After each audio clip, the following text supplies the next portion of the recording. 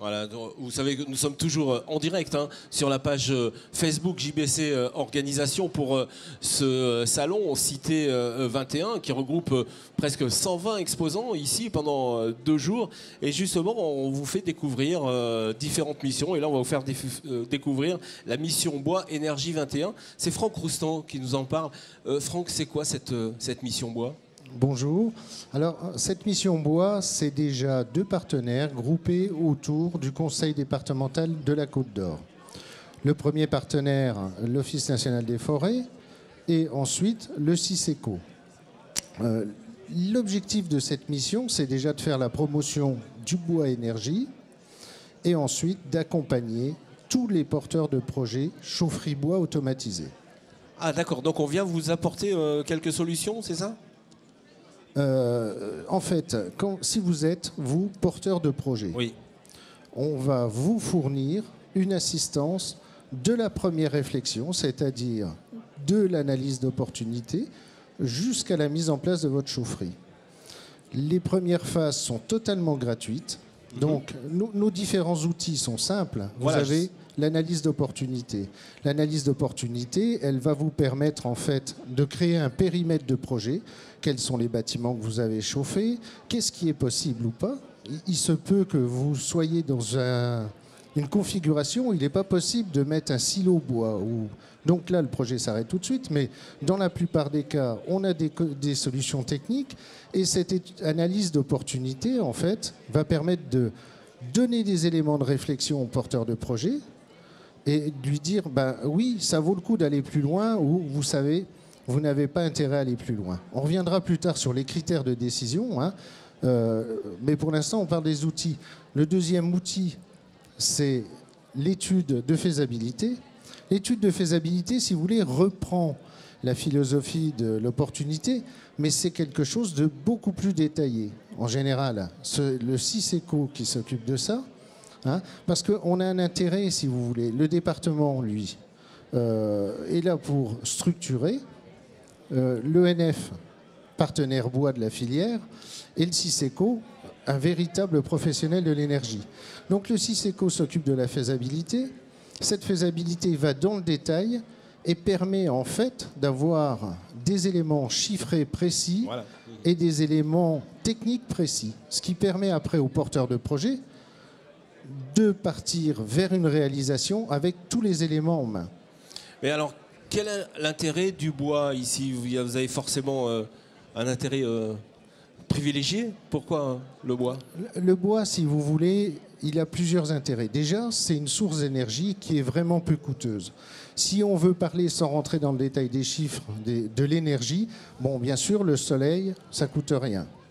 Mais ensuite, la meilleure source fossile, c'est le gaz, qui fait pratiquement jeu égal avec le granulé bois ou avec les pompes à chaleur. Mais vous avez ensuite les plaquettes bois qui sont vraiment peu chères et encore moins chères que la bûche, que le chauffage bûche.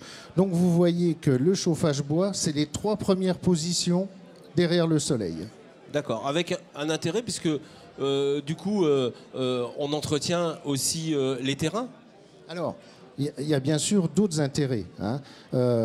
L'effet, si vous voulez, l'effet de la mission Bois Énergie qui cherche à structurer une filière chauffage bois, c'est un intérêt direct pour les forêts.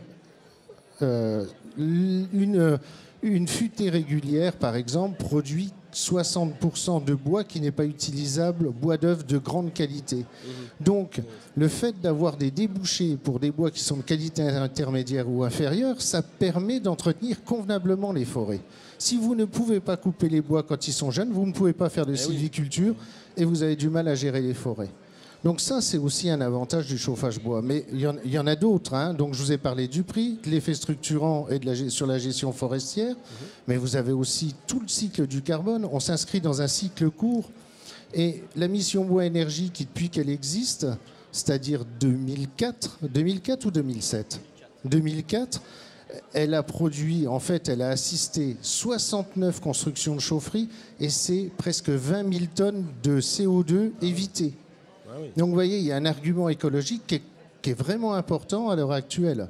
Hein, donc on a un argument économique, on a un argument pour les forêts de Côte d'Or Et on est quand même dans le 5e, voire 6e département le plus boisé de France.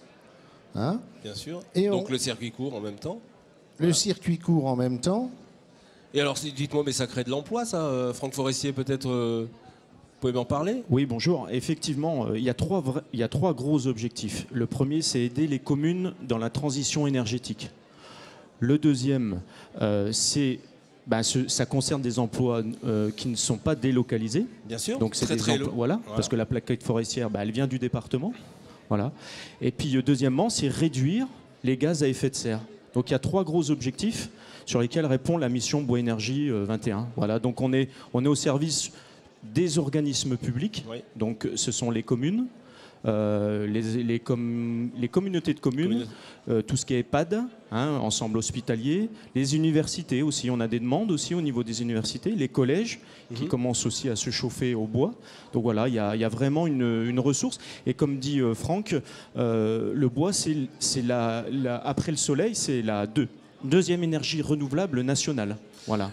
Là, on a parlé un petit peu des collectivités, mais les particuliers peuvent venir vous voir ou c'est que spécialement cette mission Non, ce sont que des organismes publics qu'on va aider. Ouais, tout à fait. Les particuliers, non. Ils ont des crédits d'impôt. Ça se faisait il y a quelques années, mais ce sont que des organismes publics, les collectivités. Donc, c'est très important d'être sur ce salon, forcément, puisque vous rencontrez vos élus et vous rencontrez tous les organismes. Tout à fait. On les voit en direct parce que depuis 2-3 ans, on s'est aperçu quand même qu'il y a un léger fléchissement des projets, oui, avec la baisse du prix du fioul, la baisse entre guillemets des dotations, parce que voilà, il y a les communes quand elles ont à faire des investissements, elles préfèrent peut-être repousser le changement du chauffage des chaudières. Donc et là on voit quand même peut-être une légère reprise parce que le prix du fioul commence à remonter.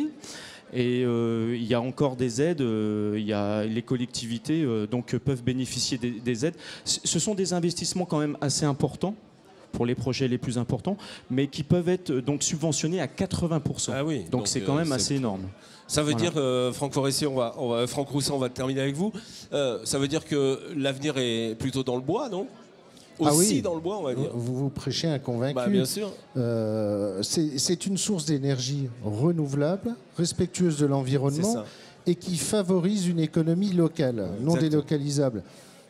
Il faut saisir notre chance. En plus, nous sommes, comme je le répète, dans le 6e département le plus boisé de France. Ça serait vraiment dommage d'aller regarder ailleurs. Rien ne s'oppose donc à passer au bois, on va dire. Rien ne s'oppose. Je voudrais préciser... Pour terminer, une chose importante, ce genre de projet peut effrayer une commune parce que bien souvent c'est compliqué.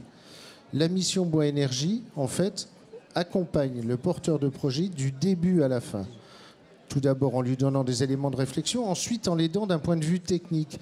Et grâce à notre partenaire, le CICECO, on peut aller plus loin. C'est-à-dire jusqu'au financement. Ouais. Quand on a des projets complexes avec des mises en réseau de bâtiments, le CICECO peut carrément prendre à son compte la production de chaleur, se voir déléguer cette mission. Et donc, la commune n'a plus qu'à, je dirais, acquiescer, mais s'occupe de rien. Et ça, c'est vraiment bien parce que c'est un réel progrès pour ces projets qui peuvent être très complexes. Et c'est bien d'accompagner justement ces collectivités locales et surtout les mairies qui n'ont pas forcément tous les outils, justement. Tout à fait. Merci Franck d'être venu sur ce plateau. Voilà, on vous fait découvrir quelques exposants, quelques partenaires. Voilà, puis je vais vous donner rendez-vous sur le stand Mission Bois Énergie 21. Pourquoi pas, c'est ouvert à tout le monde. On est là jusqu'à demain. Merci beaucoup. Merci.